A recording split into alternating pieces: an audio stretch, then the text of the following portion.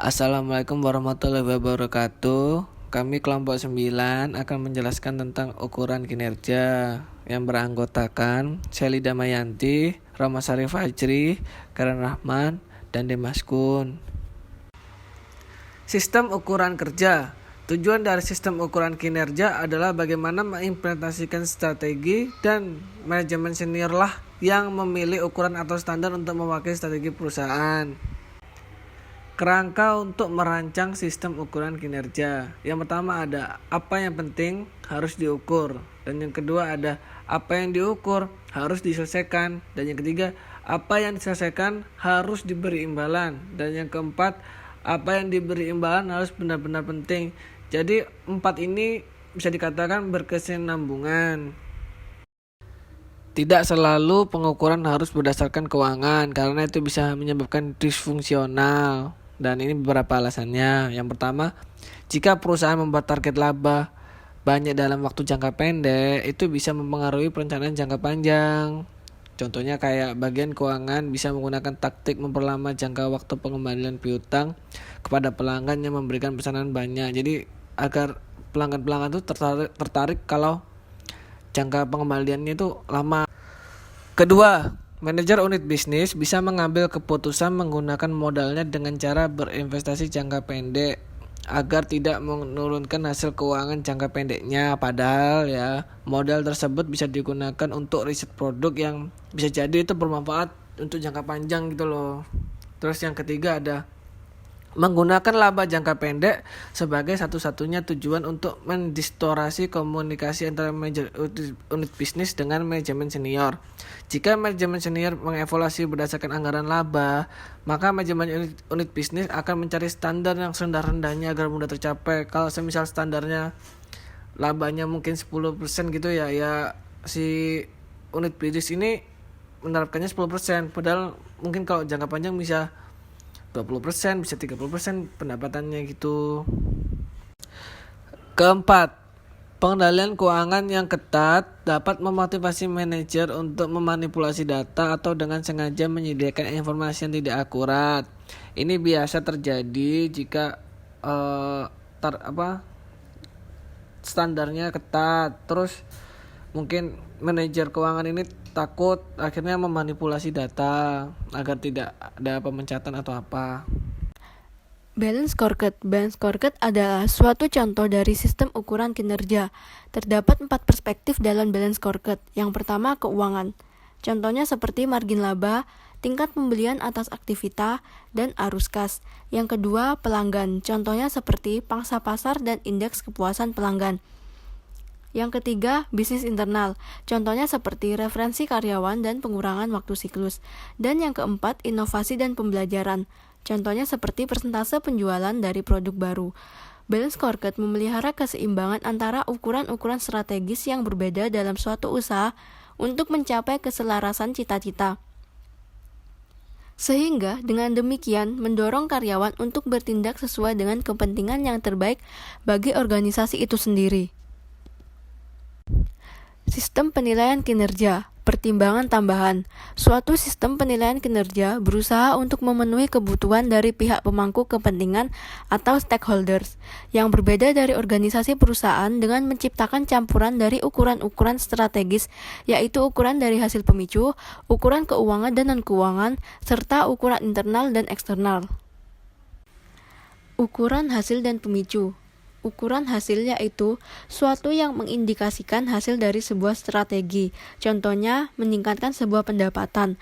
Ukuran ini merupakan indikator yang terlambat atau lagging indicators yang memberitahu manajemen mengenai apa yang telah terjadi. Ukuran pemicu merupakan sebuah indikator yang mendahului atau leading indicators yang menunjukkan kemajuan dari bidang-bidang kunci dalam mengimplementasikan suatu strategi. Ukuran hasil sendiri hanya menunjukkan hasil akhir, sedangkan untuk ukuran pemicu dapat digunakan di tingkat yang lebih rendah dan mengindikasikan perubahan-perubahan inkremental yang pada akhirnya akan sangat mempengaruhi hasil.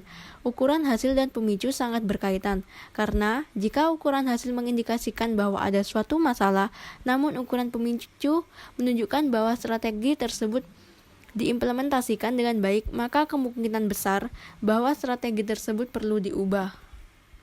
Ukuran keuangan dan non-keuangan.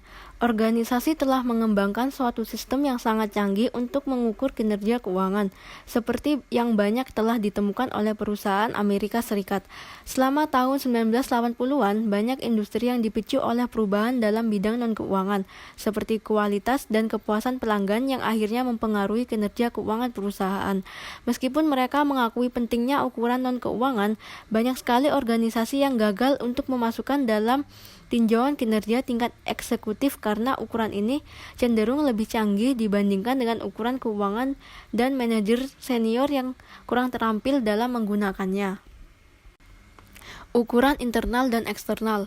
Perusahaan harus mencapai keseimbangan antara ukuran-ukuran eksternal, seperti kepuasan pelanggan, dengan ukuran-ukuran dari proses bisnis internal, seperti hasil produksi. Terlalu sering perusahaan mengorbankan pengembangan internal untuk memperoleh hasil eksternal atau mengabaikan seluruh hasil eksternal karena secara salah telah meyakini bahwa ukuran internal yang bagus sudah mencukupi. Pengukuran memicu perubahan. Aspek yang paling penting dari sistem pengukuran kinerja adalah kemampuan untuk mengukur hasil dan pemicu sedemikian rupa sehingga menyebabkan organisasi bertindak sesuai dengan strateginya. Organisasi tersebut mencapai keselarasan cita-cita dengan cara mengaitkan tujuan, keuangan, dan strategi keseluruhan dengan tujuan di tingkat lebih rendah yang dapat dipantau dan dipengaruhi di tingkatan organisasi yang berbeda. Ukuran-ukuran scorecard dikaitkan dari atas ke bawah dan dikaitkan dengan target tertentu di seluruh organisasi. Tujuannya agar dapat menjelaskan suatu strategi lebih lanjut sehingga organisasi tersebut mengetahui apa yang perlu dilakukan dan berapa banyak yang harus diselesaikan. Scorecard bukanlah sekedar daftar ukuran, melainkan masing-masing ukuran dalam scorecard yang harus dikaitkan satu sama lain secara eksplisit dalam hubungan sebab akibat dan sebagai suatu alat untuk menerjemahkan strategi menjadi tindakan. Selanjutnya yaitu faktor kunci keberhasilan. Yang pertama, pemesanan. Pesanan merupakan indikator yang lebih baik dibandingkan dengan pendapatan penjualan itu sendiri. Yang kedua, pesanan tertunda dapat menandakan ketidakpuasan pelanggan. Yang ketiga, pangsa pasar. Penurunan dalam posisi kompetitif dapat dikaburkan oleh peningkatan dalam laporan volume penjualan. Yang keempat, pesanan dari pelanggan kunci dapat mengindikasikan di awal mengenai keberhasilan seluruh strategi pemasaran. Yang kelima, kepuasan pelanggan dapat diukur melalui survei pelanggan dan jumlah surat pelanggan. Yang keenam, retensi pelanggan dapat diukur melalui lamanya hubungan dengan pelanggan.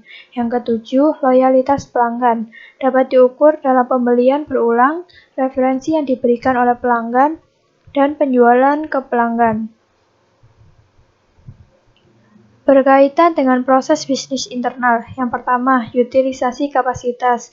Contohnya untuk hotel, persentase kamar yang terisi setiap harinya itu adalah tingkat hunian, adalah ukuran utilisasi kapasitas. Yang kedua, pengiriman tepat waktu. Yang ketiga, perputaran persediaan. Yang keempat, kualitas, mencakup jumlah unit cacat yang dikirimkan oleh tiap pemasok, jumlah dari frekuensi dari pengiriman yang terlambat, dan seterusnya. Yang kelima, waktu siklus, alat yang digunakan untuk menganalisis kebutuhan persediaan. Implementasi sistem pengukuran kinerja. Implementasi dari suatu pengukuran kinerja melibatkan 4 langkah umum. Yang pertama, mendefinisikan strategi. Yang kedua, mendefinisikan ukuran-ukuran strategi. Yang ketiga, mengintegrasikan ukuran-ukuran ke dalam sistem manajemen. Yang keempat, meninjau ukuran dan hasilnya secara berkala. Untuk yang pertama, mendefinisikan strategi. Proses mendefinisikan scorecard dimulai dengan mendefinisikan strategi organisasi. Dalam tahap ini adalah penting bahwa cita-cita organisasi dinyatakan secara eksplisit dan target telah dikembangkan. Yang kedua, mendefinisikan ukuran dari strategi. Langkah berikutnya adalah untuk mengembangkan ukuran-ukuran guna mendukung strategi yang telah dinyatakan. Organisasi tersebut harus fokus pada sedikit ukuran-ukuran penting pada titik ini, atau manajemen akan dibanjiri dengan ukuran atau terlalu banyak meteran pada dashboard. Yang ketiga, mengintegrasikan ukuran ke dalam sistem manajemen. Scorecard haruslah diintegrasikan baik dengan struktur formal maupun informal dari organisasi, budaya, serta praktik sumber daya manusia. Misalnya saja efektivitas scorecard akan dikompromikan jika kompensasi manajer didasarkan hanya pada kinerja keuangan. Yang keempat, meninjau ukuran dan hasilnya secara berkala. Ketika scorecard dijalankan, scorecard tersebut harus ditinjau secara konsisten dan terus-menerus oleh manajer senior. Organisasi tersebut sebaiknya memperhatikan hal-hal berikut ini. Yang pertama, bagaimana kondisi organisasi menurut ukuran hasil? Bagaimana kondisi organisasi menurut ukuran pemicu? Bagaimana strategi organisasi berubah sejak tinjauan terakhir? Dan bagaimana ukuran scorecard berubah? Aspek yang paling penting dari tinjauan ini adalah sebagai berikut. Yang pertama, menginformasikan kepada manajemen mengenai apakah strategi tersebut telah dilaksanakan dengan benar dan seberapa berhasil strategi itu bekerja. Menunjukkan bahwa manajemen serius mengenai pentingnya ukuran-ukuran ini, menjaga agar ukuran-ukuran tersebut sejajar dengan strategi yang selalu berubah, memperbaiki pengukuran. Selanjutnya, kesulitan dalam mengimplementasikan sistem pengukuran kinerja. Korelasi yang buruk antara ukuran non-keuangan dengan hasilnya. Tidak ada jaminan bahwa profitabilitas masa depan akan mengikuti pencapaian target di bidang non-keuangan manapun. Ini merupakan masalah yang serius karena ada asumsi yang melekat bahwa profitabilitas masa depan mengikuti pencapaian ukuran individual, terpaku pada hasil keuangan. Program insentif yang dirancang dengan buruk menciptakan tekanan tambahan. Manajer senior seringkali diberikan kompensasi berdasarkan kinerja keuangan. Hal ini dapat mengganggu keselarasan tujuan sehingga menyebabkan manajer lebih peduli terhadap ukuran keuangan dibandingkan ukuran-ukuran lain. Selanjutnya, ukuran-ukuran tidak diperbarui. Perusahaan terus menggunakan ukuran-ukuran yang didasarkan pada strategi yang lalu. Terlalu banyak pengukuran. Jika jumlahnya terlalu sedikit, manajer tersebut mengabaikan ukuran-ukuran yang penting untuk memantau pelaksanaan strategi. Jika ada terlalu banyak ukuran, maka manajer beresiko kehilangan fokus karena mencoba untuk melakukan banyak hal pada waktu yang sama. Pengendalian interaktif bukanlah suatu sistem yang terpisah, melainkan merupakan bagian yang integral dari sistem pengendalian manajemen. Beberapa informasi pengendalian manajemen membantu manajer untuk memikirkan strategi yang baru. Informasi pengendalian interaktif biasanya tidak selalu cenderung bersifat non-keuangan karena ketidakpastian strategi berbeda antara bisnis yang satu dengan bisnis yang lainnya. Maka eksekutif senior pada perusahaan yang berbeda mungkin memilih bagian yang berbeda dari sistem pengendalian manajemen untuk digunakan secara interaktif. Suatu subsistem seharusnya memenuhi kondisi-kondisi berikut ini sebelum dapat digunakan sebagai sistem pengendalian interaktif.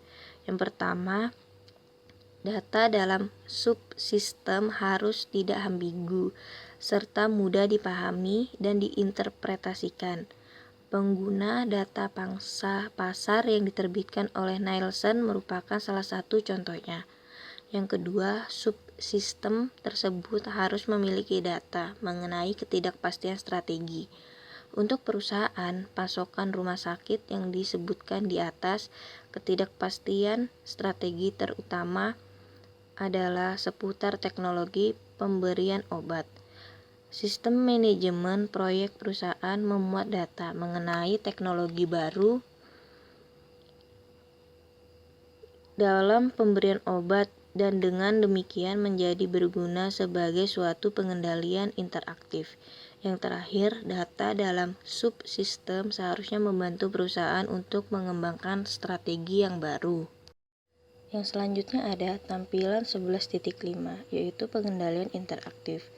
Yang pertama ada strategi yang dipilih, lalu ada faktor kunci keberhasilan, setelah itu ada rancangan dan operasi dari sistem pengendalian manajemen. Yang terakhir ada sistem pengendalian manajemen hari ini.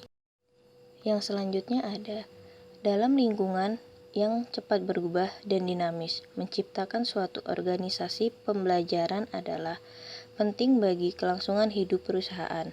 Organisasi pembelajaran mengacu kepada kemampuan dari karyawan suatu organisasi untuk menyesuaikan diri terhadap perubahan lingkungan secara berkelanjutan. Organisasi pembelajaran yang aktif adalah organisasi di mana karyawan pada semua tingkatan secara terus-menerus memantau lingkungannya, mengidentifikasi masalah, serta peluang yang potensial, saling bertukar informasi mengenai lingkungan secara terus terang dan terbuka, serta bereksperimentasi dengan model bisnis alternatif guna menyesuaikan diri dengan sukses terhadap lingkungan yang baru. Tujuan utama dari pengendalian interaktif adalah untuk memfasilitasi terciptanya organisasi pembelajaran. Sementara faktor kunci keberhasilan adalah penting dalam desain sistem pengendalian untuk mengimplementasikan strategi yang dipilih. Ketidakpastian strategi memandu pengguna sekelompok informasi pengendalian manajemen secara interaktif dalam mengembangkan strategi yang baru. Ketidakpastian strategi adalah pergeseran lingkungan secara mendasar, yaitu perubahan dalam preferensi pelanggan, teknologi, pesaing, gaya hidup, produk substitusi, dan lain-lainnya, yang mungkin mengganggu aturan-aturan yang dijalankan oleh suatu organisasi hari ini. Yang selanjutnya ada tampilan 11.6, yaitu sistem pengendalian sebagai alat formasi strategi. Yang pertama ada ketidakpastian strategi, lalu ada pengguna seperangkat informasi pengendalian manajemen secara interaktif, dan terakhir ada strategi baru. Ada perbedaan mendasar antara faktor kunci keberhasilan dan ketidakpastian strategi. Faktor kunci keberhasilan diturunkan dari strategi yang akan dipilih, karena faktor tersebut mendukung implementasi strategi untuk produk dan pasar saat ini.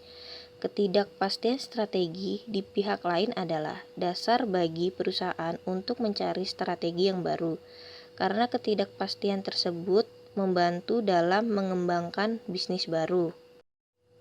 Pengendalian interaktif memiliki beberapa karakteristik sebagai berikut. Yang pertama ada sekelompok informasi pengendalian manajemen mengenai ketidakpastian strategi yang dihadapi oleh bisnis tersebut menjadi titik pusat. Yang kedua ada eksekutif senior menerima informasi semacam itu dengan serius. Yang ketiga ada manajer pada semua tingkatan organisasi tersebut memfokuskan perhatiannya pada informasi yang dihasilkan oleh sistem itu. Yang keempat ada atasan, bawahan, dan rekan sekerja bertemu untuk menginterpretasikan dan membahas implikasi dari informasi untuk inisiatif strategi di masa depan. Yang terakhir ada rapat dilaksanakan dalam bentuk debat serta tantangan. Ketidakpastian strategi berkaitan dengan pergeseran mendasar dan non-linear dalam lingkungan yang potensial, menciptakan model bisnis yang baru. Perusahaan sebaiknya memantau diskontinuitas teknologi berikut ini. Yang pertama ada pertumbuhan internet dan e-commerce memiliki implikasi potensi bagi banyak perusahaan. Yang kedua, teknologi pemusatan akan memilih dampak-dampak. Yang ketiga, miniaturisasi dapat membuka peluang bagi produsen alat-alat elektronik serta rumah tangga. Yang terakhir ada pergeseran dari barang fisik ke jasa dengan cepat mengubah industri otomotif serta usaha barang tahan lama. Diskontinuitas berikut ini disebabkan oleh globalisasi, memiliki potensi untuk menciptakan peluang yang baru. Yang pertama ada liberalisasi, deregulasi, dan privatisasi, memiliki potensi untuk menciptakan segmen pelanggan baru yang besar dalam pasar-pasar yang baru muncul. Yang kedua, pesaing baru dari pasar yang baru muncul bisa menjadi pemain global di masa depan. Pengendalian interaktif bukanlah suatu sistem yang terpisah, melainkan merupakan bagian yang integral dari sistem pengendalian manajemen. Beberapa informasi pengendalian manajemen membantu manajer untuk memikirkan strategi yang baru. Informasi pengendalian interaktif biasanya tidak selalu cenderung bersifat non-keuangan karena ketidakpastian strategi berbeda antara bisnis yang satu dengan bisnis yang lainnya. Maka eksekutif senior pada perusahaan yang berbeda mungkin memilih bagian yang berbeda dari sistem pengendalian manajemen untuk digunakan secara interaktif. Suatu subsistem seharusnya memenuhi kondisi-kondisi berikut ini sebelum dapat digunakan sebagai sistem pengendalian interaktif. Yang pertama, data dalam subsistem harus tidak ambigu serta mudah dipahami dan diinterpretasikan. Pengguna data pangsa pasar yang diterbitkan oleh Nielsen merupakan salah satu contohnya. Yang kedua, subsistem tersebut harus memiliki data mengenai ketidakpastian strategi. Untuk perusahaan pasokan rumah sakit yang disebutkan di atas, ketidakpastian strategi terutama adalah seputar teknologi pemberian obat. Sistem manajemen proyek perusahaan memuat data mengenai teknologi baru dalam pemberian obat dan dengan demikian menjadi berguna sebagai suatu pengendalian interaktif. Yang terakhir, data dalam subsistem seharusnya membantu perusahaan untuk mengembangkan strategi yang baru. Kasus mengenai General Electric Company.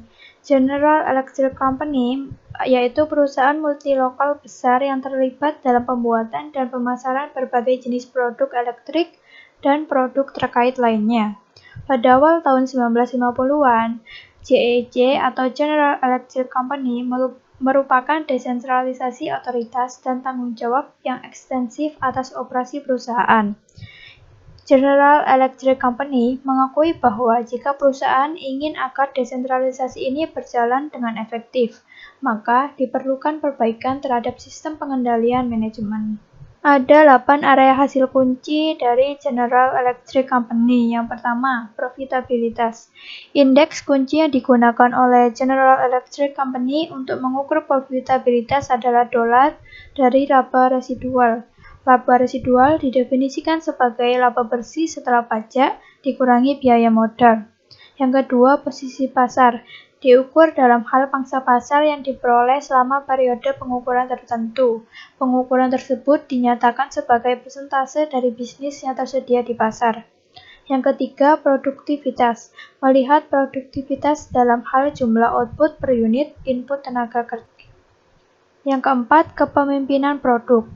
Prosedur penilaian lebih didasarkan pada pertimbangan kualitatif daripada kuantitatif.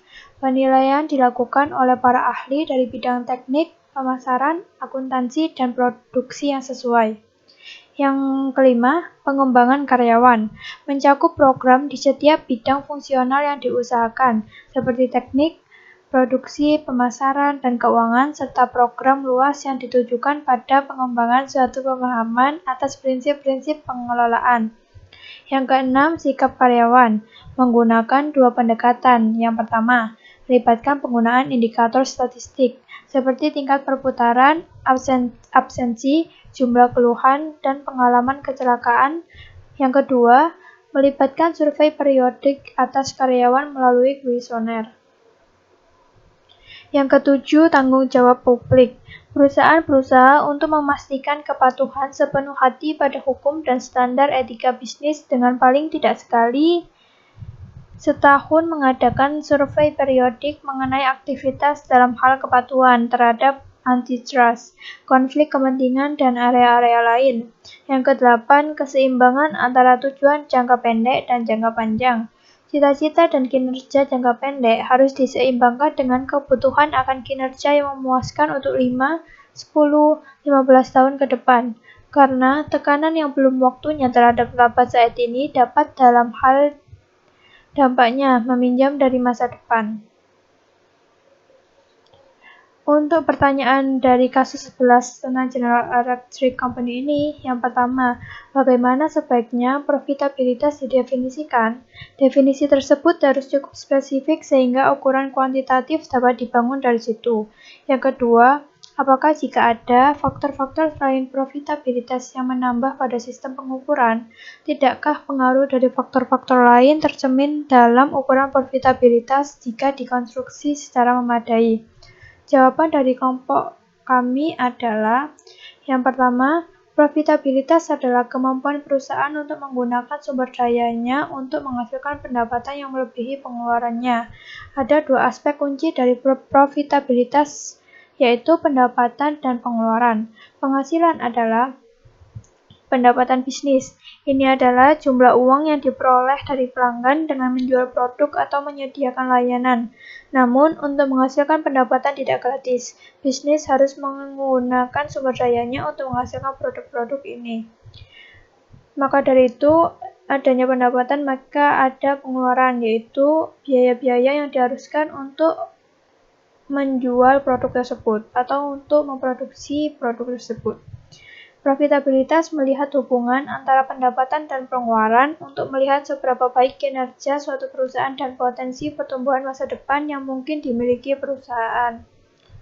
Yang kedua, memang profitabilitas secara umum dapat mencerminkan faktor-faktor lain dalam sistem pengukuran. Tetapi, apabila perusahaan hanya berfokus pada profitabilitasnya secara umum, menggunakan pengukuran rasio profitabilitas dalam laporan keuangan, perusahaan akan kurang memperhatikan faktor lain yang juga perlu perhatian dan tindakan khusus, seperti pemahaman karyawan maupun para manajemen terhadap strategi atau cita-cita perusahaan, budaya, dan teamwork.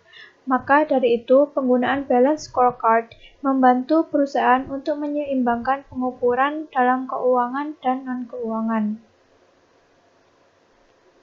Sekian presentasi dari kelompok 9 mengenai bab ukuran kinerja. Wassalamualaikum warahmatullahi wabarakatuh.